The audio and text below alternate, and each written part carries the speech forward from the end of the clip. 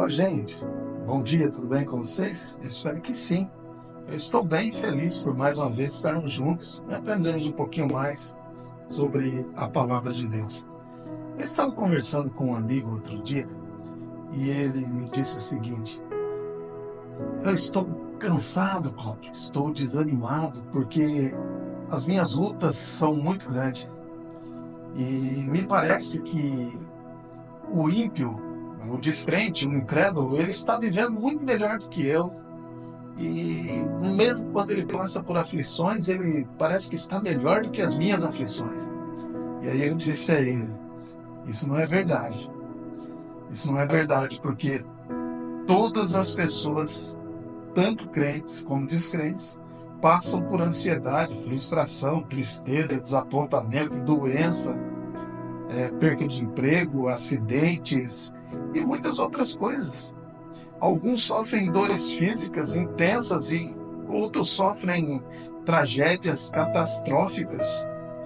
Porém, o que deve distinguir o sofrimento dos crentes do sofrimento do descrente é a confiança, né, de que o nosso sofrimento, o sofrimento do crente, ele está sob controle de um Deus todo-poderoso e totalmente amoroso. E então, embora nós estejamos sofrendo como filhos, o nosso sofrimento tem um significado e propósito no plano de Deus.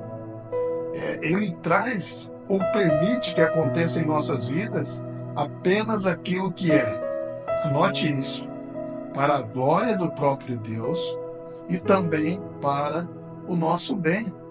Veja que uma coisa está ligada à outra. A nossa vida, nós fomos criados para glorificarmos a Deus. Até o descrente glorifica a Deus. Ele vai ter que glorificar a Deus e já glorifica a Deus, né? E o crente também. Nós fomos criados para a glória de Deus.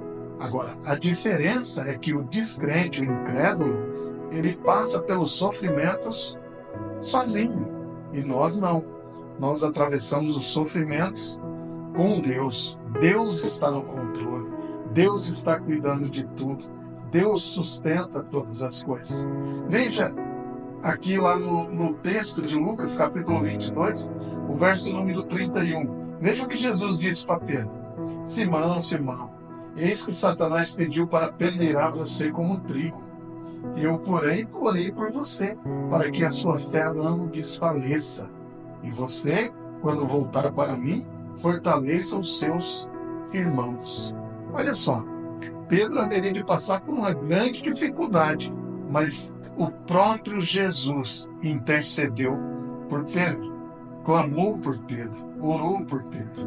Outro texto interessante para mostrar que os sofrimentos acontecem na vida do crente e na vida do descrente, mas que o crente enfrenta com esperança, o texto que está lá no livro de Atos, no capítulo de número 27, que é Paulo sendo enviado para Roma, enviado para a Itália, né? Ele então entra naquele navio e começa a seguir naquele navio, e num ponto da viagem eles são lançados fortemente pelas ondas e eles vão ser, o navio chega a se destroçar ali. E Paulo sabia que não teriam o que fazer, né? Tanto que eles chegaram ao naufrágio, não tinha outra alternativa. Só que Paulo sabia exatamente para onde ele iria e o que iria acontecer com ele.